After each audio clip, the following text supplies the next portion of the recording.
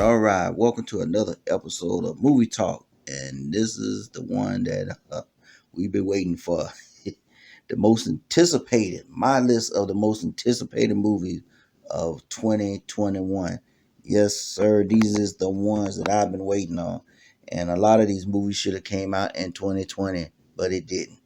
But anyway, here's my list, and let's get started. At number 10, we're I'm excited to see Top Gun Maverick. That's right, Tom Cruise is back. The Maverick is back, and it's gonna release on July the 2nd by Paramount. And what real excited for me is my girl Jennifer Connelly's gonna be in it. That's my girl, and Hans Zimmer is doing the music. That's gonna be awesome.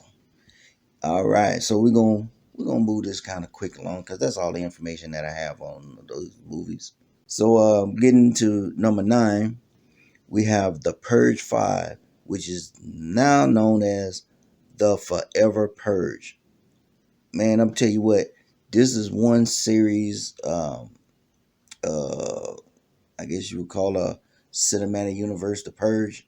I really enjoy every Purge movie. There's not one Purge movie I don't like, and I'm looking forward to see this one by Universal, and it opens on July the 9th, and I can't wait to see that.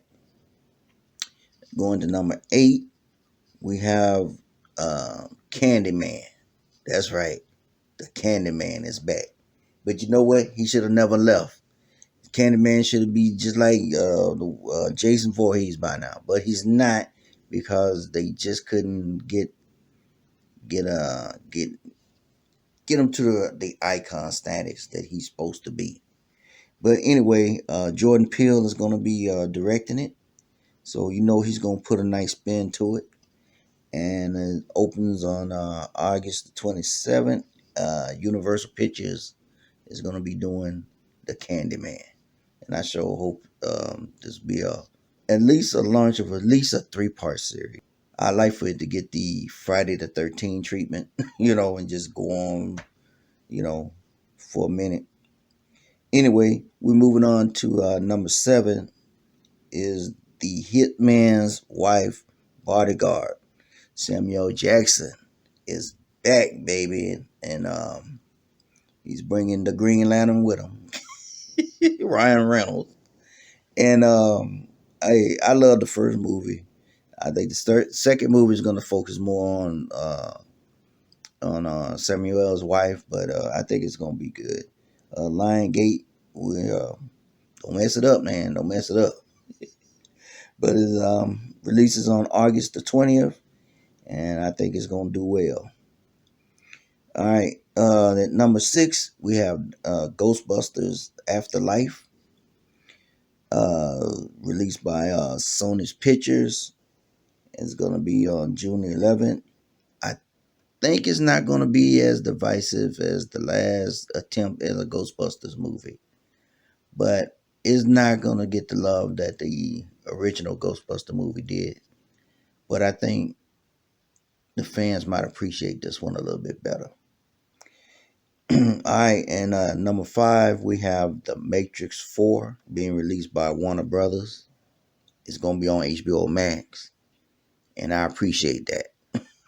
Love that, because while this pandemic thing is going on, I'd rather see these movies at home. It released on December the 22nd. Can't tell you nothing about who all is going to be in it. I don't have any notes on it. I ain't heard anything about it. If I didn't see it on the list, I wouldn't even try to say, hey, I think I might want to see this. But because it's The Matrix, I'm excited about wanting to see, what's it going to be. At number 4, I have Fantastic Beasts and Where to Find Them. I'm still on that Harry Potter kick. Can't get enough of Harry Potter. So I'm liking the Fantastic Beasts series, and I'm looking forward to see what happened to Newt and Tina and the rest of the gang with this series. WB releases in November the 12th. So I'm looking forward to seeing the Fantastic Beasts. And at number 3, I have Coming to America. And when I say 2, I'm talking about the number 2. As we're gonna get Eddie Murphy in our center hall, and Eddie Murphy in our center hall, and Eddie Murphy in our center hall. Boy, I can't wait to see this. Unfortunately, it's on Amazon. It's a Paramount movie. I'm gonna have to figure out how I'm gonna see this movie, but I'm gonna see this movie, and we're gonna kick back and enjoy this one. I can't wait till this one come out. At number 2, I have the Suicide Squad. The Suicide Squad. Um, I was worried about this movie and it's because of the director that's directed it. Gonna be on HBO Max, hopefully. When I saw the teaser for it, it's not an actual trailer, but a teaser. This guy, he dug into the comic books, and he pulled out some Suicide Squad. He pulled out some characters that I know Warner Brothers and DC had no plans for in the movies. So he went in there and grabbed some characters. So I know there's gonna be a lot of suicide. So and hey man, he went deep into the lore. So I think it's gonna be all right. I can't wait to see it. It's gonna come out on August the 6th, and I will have my popcorn ready. And the number one most anticipated movie for me, I can't wait to see. Would rather see it on the big screen, but I'm glad it's coming to HBO Max. And that is Godzilla vs. Kong. I can't wait to see it. Come out on May 26th. I know it's made for the big screen, but you know what? We're living in some difficult times right now. So please, people, get off Warner Brothers' back about an HBO Max. It is just for 1 year. That's awesome, man, that they would think about people who would rather stay home than not go and risk their lives during a pandemic. And people been on their case ever since they made the announcement that they gonna put all their movies on HBO Max. And I'm like, lay off. And I'm talking to the directors and everybody who's getting on their case, and all everybody else who's talking about we're gonna miss the movie experience. You're not gonna miss anything, because when things go back to normal, the movie's gonna go back to normal. And the only reason why the directors and everybody's bitching is because they feel like they losing money. But I'm pretty sure they're gonna get something on the back end. I don't think Warner Brothers is not gonna pay them something. You saw Patty Jenkins and Gal, they got paid, you know, on the back end. So for the ones who maybe hadn't had a negotiation, calm the fuck down and give them time. The movie might not even release because things might be back to normal by the time your movie come up. You know what I mean? So I'm just in the nicest way. I'm trying to say, everybody, just take a breath and let's see how this pandemic thing work out. And don't lose your mind because they talking about a 1 year thing. You even got directors who don't even have a movie in the game. They ain't got a dog in the race coming up this year, and they bitching about something that they just need to just back the fuck down. You let that hubris is gonna get you, Nolan.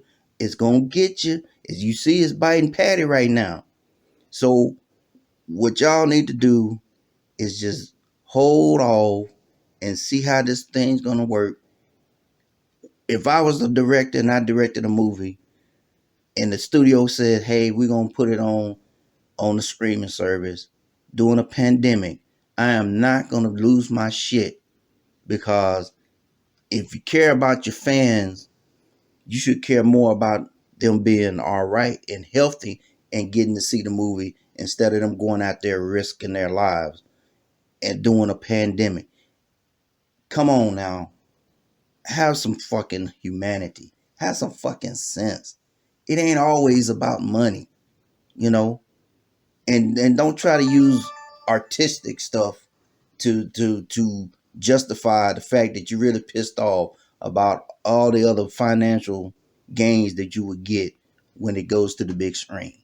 Come on now. People are smarter than that. We know why you really bitching. Okay? So the movie theaters ain't going nowhere. And I feel bad for the theaters and the owners and so on and so forth. I always wanted to own a theater myself. But we are in a pandemic right now. It's going to get better. But right now, we just got to ride it out. So stop being pissed off over nothing. Because everybody's going to get their money. You going to get paid. You going to make your money. This is just my personal take on the whole situation. Watch the movies wherever they're releasing, wherever you can see them. If you want to go to the theater and take that risk, go to the theaters. They're going to release on the theaters too. If you just got to see it on the big screen. But don't mess it up for those who don't want to take that risk, who's paying to see it at home. That's all I'm saying. So, hey, that's my personal take. I ain't trying to piss anybody off, but everybody else has had their say and their opinion on the matter. This is me having my say and my opinion on the matter. Let's just ride this thing out for a year, and then we'll see what happened in 2022. So, hey, there it is. Didn't mean to rant, but it happens. Hey, this is my list. What's your list? Let's talk about what we're looking forward to seeing in the upcoming year. Oh, by the way, I found out that Zack Snyder's Justice League might not be a series, but it might be a 4 hour movie. If that's the case, then we will put this Justice League as number one of my most anticipated movies. The reason why I didn't put it on the list at the beginning is because I was under the impression that it was going to be a series. Now they hadn't quite figured it out yet. So if it's a series, everything stay the same as I done. But if it's a movie, then this jumps straight to the top of the list, and everybody else move down a notch. Because this is really what I'm really excited about seeing. Movies, television shows, whatever. So, yeah. If it's a 4 hour movie, number one. If it's a series, different category. You have a good one. And we'll see you at the movie.